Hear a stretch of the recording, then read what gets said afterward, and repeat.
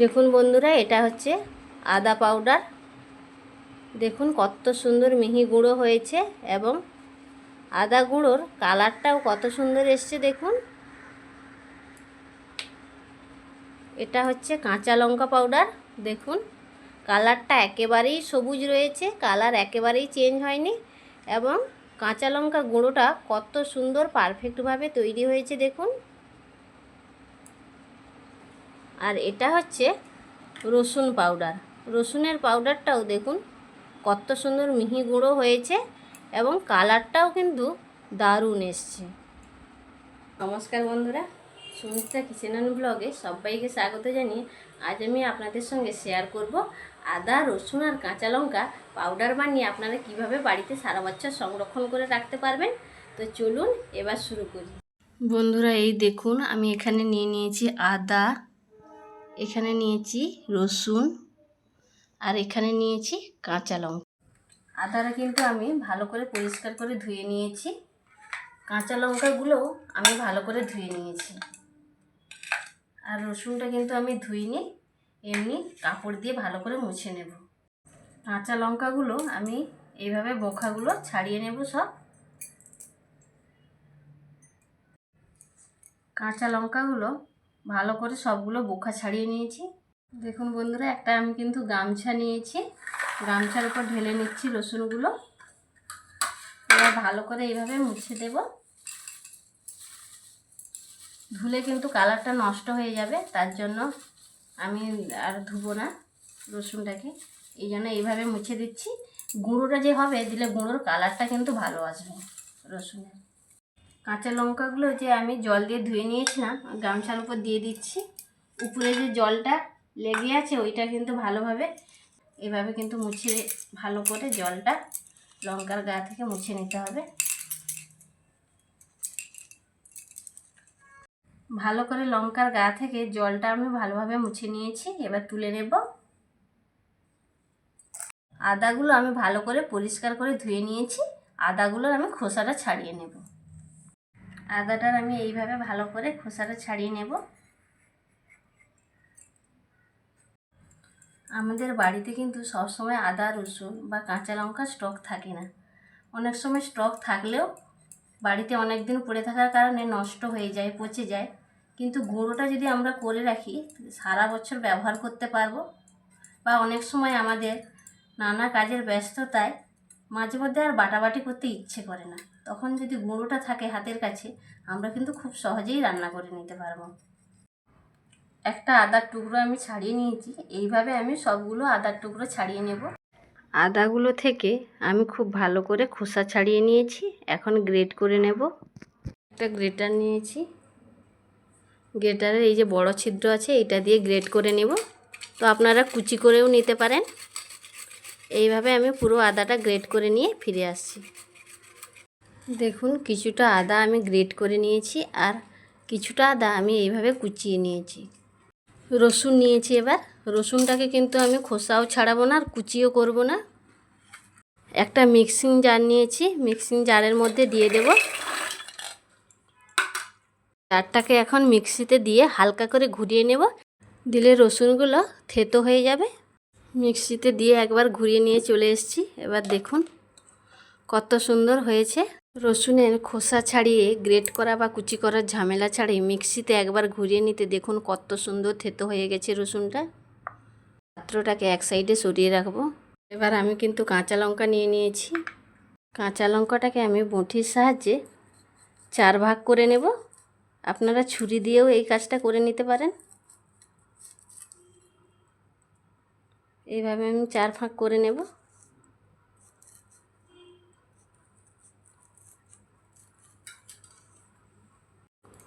এই সময় কিন্তু বাজারে কাঁচা লঙ্কা খুবই সস্তা, তো বাজার থেকে নিয়ে এসে এইভাবে বাড়িতে খুব সুন্দরভাবে কিন্তু গুঁড়ো করে রাখলে সারা বছরই আপনারা ব্যবহার করতে পারবেন। তাছাড়া অনেক সময় আমাদের কাঁচা লঙ্কা বাটলে হাত জ্বালা করে, কিন্তু গুঁড়োটা যদি আমরা করে রাখি হাত জ্বালার হাত থেকে আমরা মুক্তি পাবো। তো এইভাবে আমি কাঁচা লঙ্কাগুলো সব চিড়ে নেব।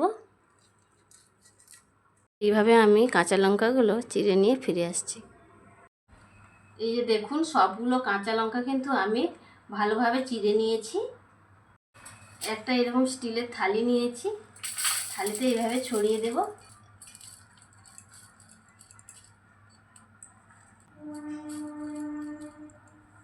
এভাবে আমি আদাটাও দিয়ে দেব। একটা বড় থালি নিয়েছি, এভাবে ছড়িয়ে দেব। ভালোভাবে দিলে শুকনো হয়ে যাবে।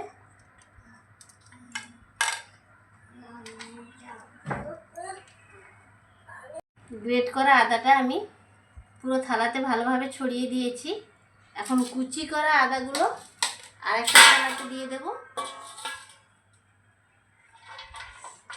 একইভাবে এইভাবে ছড়িয়ে দেব।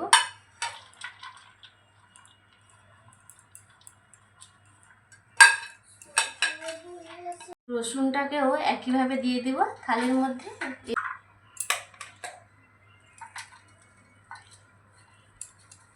এইভাবে ফাঁকা ফাঁকা করে দিয়ে দেব।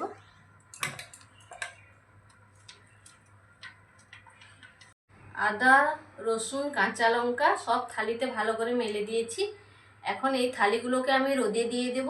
তো পুরোপুরি শুকিয়ে গেলে আপনাদের সঙ্গে আবার আমার দেখা হবে। তো রোদের উপর ডিপেন্ড করছে যে 2 দিনে শুকোবে বা 3 দিনে বা 4 দিনও লাগতে পারে, সেটা কিন্তু রোদের উপর নির্ভর করবে। তো পুরোপুরি শুকিয়ে যাওয়ার পর আপনাদের সঙ্গে দেখা হচ্ছে। বন্ধুরা, এই যে ছাদে চলে এলাম, এখন দেখবো যে কতটা কি শুকিয়েছে। মাঝখানে একদিন পর আমি এসে করে একটু এরকম নাড়াচাড়া করে দিয়েছিলাম। তো দেখুন এই যে রসুনটা খুব সুন্দর শুকিয়ে গেছে, লঙ্কাগুলোও শুকিয়ে গেছে মনে হচ্ছে। এই তো শুকিয়ে গেছে, এই দেখুন একটা দেখাচ্ছি, এই যে ভেঙে যাচ্ছে, একবারে গুঁড়ো হয়ে যাচ্ছে লঙ্কাগুলো। এই যে আদাটাও দেখুন এই যে শুকিয়ে গেছে। এগুলো শুকাতে আমার পুরো পাকা 2 দিন লেগেছে। মাঝখানে একবার এসে আমি এরকম একটু নাড়াচাড়া করে উলট পালট করে দিয়েছিলাম। তো শুকিয়ে গেছে সবগুলো। এবার আমি এগুলো নিচে নিয়ে যাব, দিয়ে মিক্সিতে গুঁড়ো করে নেব। সবগুলো থালি আমি ছাদ থেকে নিয়ে চলে এসেছি। প্রথমে আমি রসুনটা গুঁড়ো করে নেব, দিয়ে দিচ্ছি।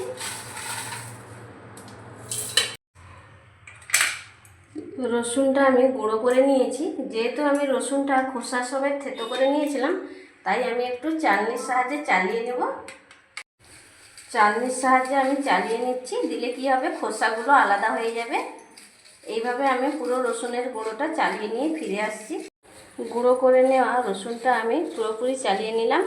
এই দেখুন এই যে খোসাটা বেরিয়েছে, এটাও কিন্তু আমি ফেলবো না, এটাও রেখে দেব, পরে কাজে লাগাবো এটাকে। একইভাবে আমি আদাটাও গুঁড়ো করে নেব। গুঁড়ো করে নিয়ে ফিরে আসছি। দেখুন বন্ধুরা, আমি এই যে আদা, কাঁচা লঙ্কা আর রসুনের পাউডারটা রেডি করে নিয়ে চলে এসেছি। আদা, কাঁচা লঙ্কা আর রসুনের পাউডারগুলো দেখুন বন্ধুরা কতটা সুন্দর হয়েছে। তো বন্ধুরা, এইভাবে আপনারাও বাড়িতে ট্রাই করবেন। যখনই এই পাউডারগুলো রান্নাতে ব্যবহার করবেন, তখন ডাইরেক্ট তেলের মধ্যে দেবেন না, জলে গুলে তারপর তেলের মধ্যে দেবেন। ডাইরেক্ট যদি গুঁড়োগুলো তেলের মধ্যে দিয়ে দেন তাহলে কিন্তু পুড়ে যাবে, তখন রেসিপিটা খেতে ভালো লাগবে না। তাই জলে গুলে নিয়ে তারপর তেলের মধ্যে দেবেন। আজকে এই আদা, রসুন আর কাঁচা লঙ্কা 3 ধরনের পাউডার সংরক্ষণের পদ্ধতি আপনাদের কেমন লাগলো কমেন্ট বক্সে কমেন্ট করে জানাবেন। ভালো লাগলে লাইক, কমেন্ট, শেয়ার, সাবস্ক্রাইব করে পাশে থাকবেন। এই রকম নিত্য নতুন রেসিপির ভিডিও পেতে আমার চ্যানেলটিকে সাবস্ক্রাইব করে পাশে থাকবেন। মাঝে মধ্যে বের করে আধ ঘন্টা মতো রোদে দিয়ে দেবেন, আবার কৌটোয় ভরে রেখে দেবেন। সারা বছরই ভালো থাকবে, নষ্ট হবে না। অন্য দিন অন্য কোনো রেসিপি নিয়ে আবারও হাজির হব। সবাই সুস্থ থাকুন, ভালো থাকুন।